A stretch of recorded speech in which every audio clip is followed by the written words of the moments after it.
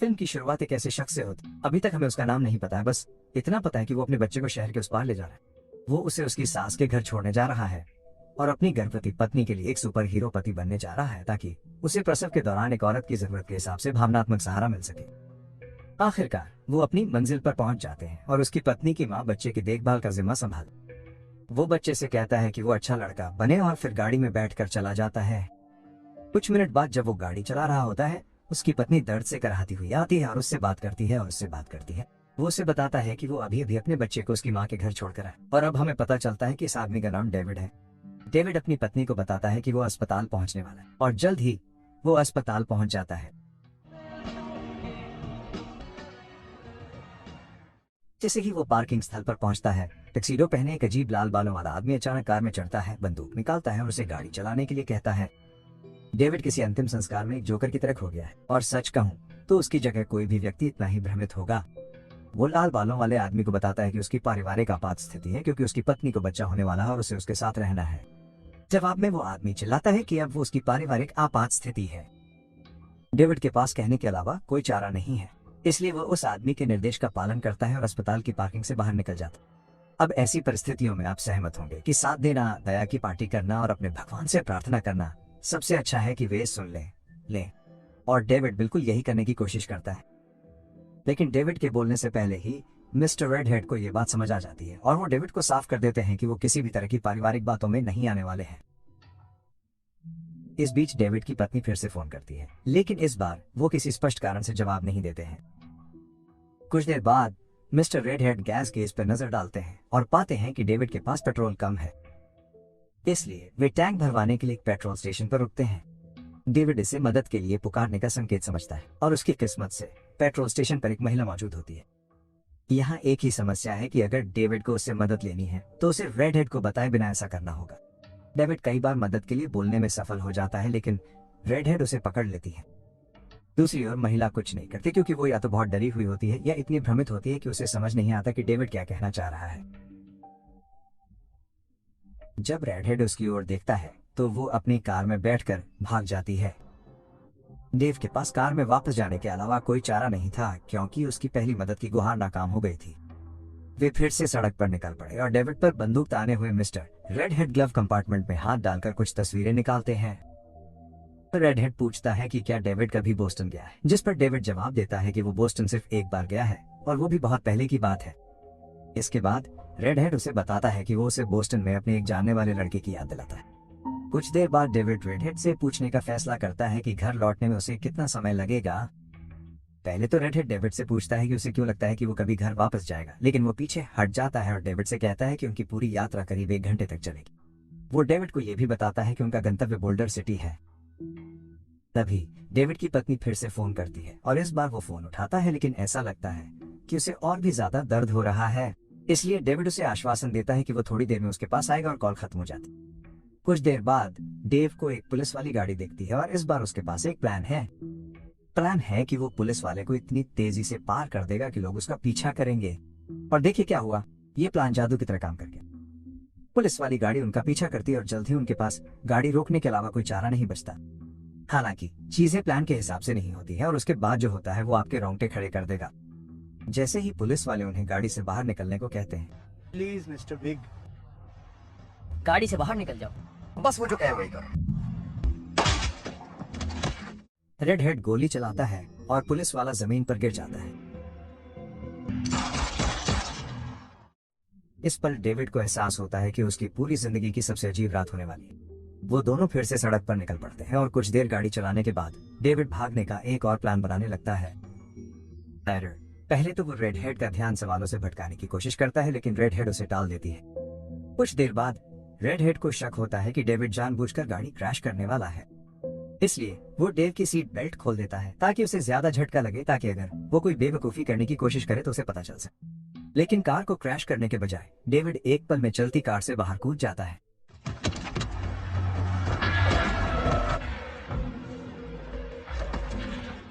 दुर्भाग्य से रेडहेड लड़का कार को रोकने में कामयाब हो जाता है, लेकिन उसकी नाक टूट जाती है।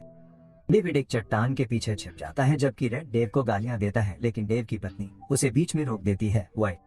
इस बार रेड हेड कॉल का जवाब देती है और अस्पताल के स्टोर कीपर का भेष धारण करती है। वो ये भी पूछता है कि उसका कमरा नंबर क्या है।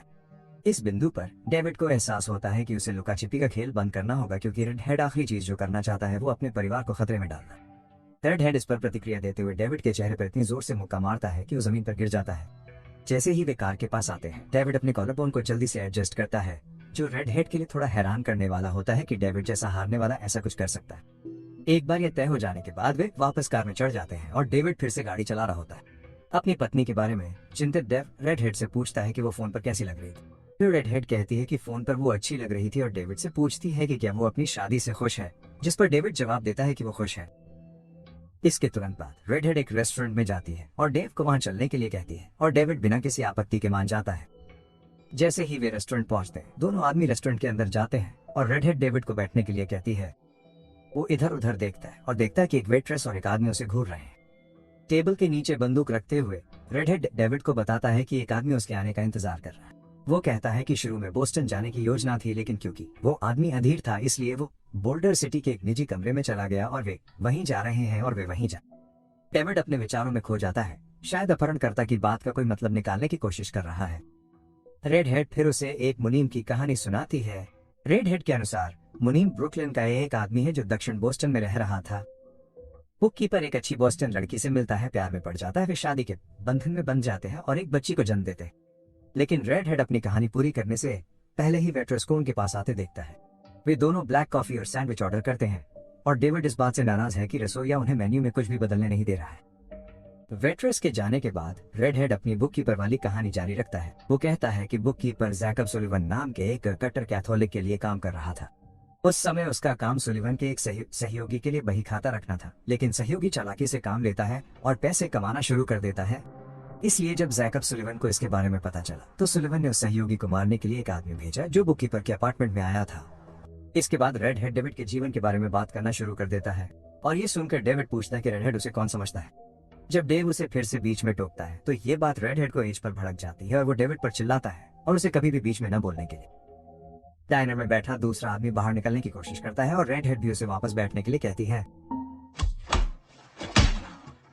रेड हेड एक झटके में डेविड का हाथ टेबल पर रख देती है।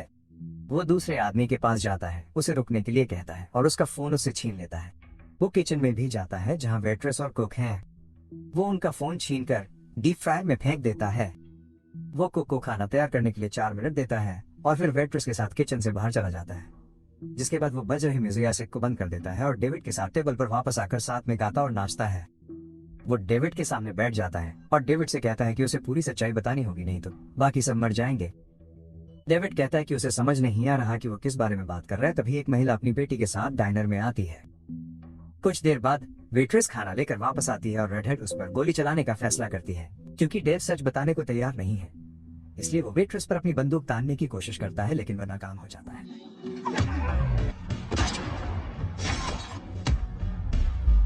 रेड हेड फिर से ट्रिगर दबाता है और गोली डाइनर के आदमी को लगती है और वो जमीन पर गिर जाता है। फिर वो महिला और उसकी बेटी के पास जाता है और उन पर बंदूक तान देता है। इस बिंदु पर डेविड ने सच बोलने का फैसला किया, क्योंकि वो नहीं चाहता था कि निर्दोष लोग किसी ऐसी चीज के लिए मरे जिसके बारे में उन्हें कुछ भी पता नहीं है। वो रेड हेड को वो बताता है जो वो सुनने के लिए तरस रहा था। वो वास्तव में वही है जो रेड हेड खुद को समझता है। ये सुनकर रेड हेड उसके पास जाती है, उसे जमीन पर पटक देती है और उसे तब तक घूंसे मारती है जब तक कि वो लहूलुहान न हो जाए। रेड हेड उसे आंखों में देखती है और उसे जेम्स कहती है। रेड हेड उसे जमीन पर छोड़कर डाइनर के पीछे जाती है और रसोइये को गोली मार देती है जो भागने की कोशिश कर रहा है। वह बाथरूम में भी जाता है जहां वेट्रेस छिपी हुई है, लेकिन वो उसे गोली नहीं मारता और वापस बाहर निकलने का फैसला करता है। इस बीच डेविड 911 पे कॉल करने में कामयाब हो जाता है और खुद को हथकड़ी से छुड़ाने की कोशिश करता है। रेड हेड रसोई में जाता है और गैस कुकर में आग लगा देता है। आग को और बड़ा करने के लिए उस पर शराब की एक बोतल भी फेंकता है। रेड हेड फिर बाहर आता है और डेविड पर गोली चलाता है, जो अभी अभी छूटा है और दरवाजे की तरफ बढ़ रहा है। गोली उसके पैर में लगती है, लेकिन वह भागना बंद नहीं करता। जैसे ही वो बाहर निकलता है, वो एक कार के पीछे छिप जाता है और खून बहने से रोकने के लिए अपनी बेल्ट को गोली के घाव के ठीक ऊपर रख देता है। रेड हेड उसके पीछे डाइनर की पार्किंग में भागता है, जहां वह डेविड को डराने के लिए कारों में आग लगाना शुरू कर देता है। वो ये भी जानता है कि डेविड उसे सुन सकता है, इसलिए वो फिर से अपनी मुनीम वाली कहानी जारी रखता है। उसकी कहानी से हमें आखिरकार पता चला कि रेड हेड वास्तव में मुनीम है और समस्या यह है कि उसकी पत्नी ने अपने उस दर्दनाक घटना के बाद रेडहेड की पत्नी ने अपने दिमाग से उस याददाश्त को मिटाने की कोशिश की। जब वो ऐसा करने में विफल रही तो उसने हर उस व्यक्ति को कहानी सुनानी शुरू कर दी जो उसकी बात सुन रहा था, और तभी जेम्स नाम का एक आदमी आया। तभी डेविड पीछे से रेडहेड पर घात लगाता है और दोनों में जमकर लड़ाई होती है, जिसमें डेविड का पड़ना भारी होता है। डेविड का ध्यान भटकाने के लिए रेडहेड डेविड की पत्नी के कमरे का नंबर चिल्लाता है और ये काम कर जाता है। रेडहेड डेविड के चेहरे पर मुक्का मारने के बाद डेविड से वादा करता है कि अगर वो साथ देगा तो वो डेविड की पत्नी और बच्चे से दूर रहेगा, और डेविड को अपनी कार में वापस जाने का आदेश देता है। कार चलाने के कुछ देर बाद डेविड रेड से पूछता है कि उसकी पत्नी के साथ क्या हुआ। रेडहेड फिर अपनी कहानी जारी रखता है। उसकी पत्नी जैकब सुलिवन के लिए एक बड़ा खतरा बन गई थी, और सुलिवन ने मुनीम यानी खुद रेडहेड से कहा था कि वो उसे छुटकारा पा ले, इससे पहले कि वो कोई मूर्खतापूर्ण काम करे। बेशक डेविड ऐसा नहीं करेगा, और नतीजतन जैकब सुलिवन जेम्स नाम के एक आदमी को ले आया जो अमीरों के लिए चीजें ठीक करता था। यहीं पर हमें पता चलता है कि डेविड और जेम्स वास्तव में एक ही व्यक्ति हैं, लेकिन डेविड अभी भी कबूल नहीं करना चाहता है। मुनीम को डेविड का पता चल गया है और तब से वो उस पर नजर रख रहा है। हमें यह भी पता चलता है कि रेडहेड को फेफड़ों का कैंसर है और वो जानता है कि उसका समय लगभग पूरा हो चुका है, और यही कारण है कि वो अपने रास्ते में आने वाले किसी भी व्यक्ति को मारे। कुछ ही देर बाद हमें सायरन की आवाज सुनाई देती है और पुलिस उनका पीछा करती हुई दिखाई देती है। रेडहेड डेविड को वहीं मारने का फैसला करता है, लेकिन इससे पहले कि वो ट्रिगर दबाता।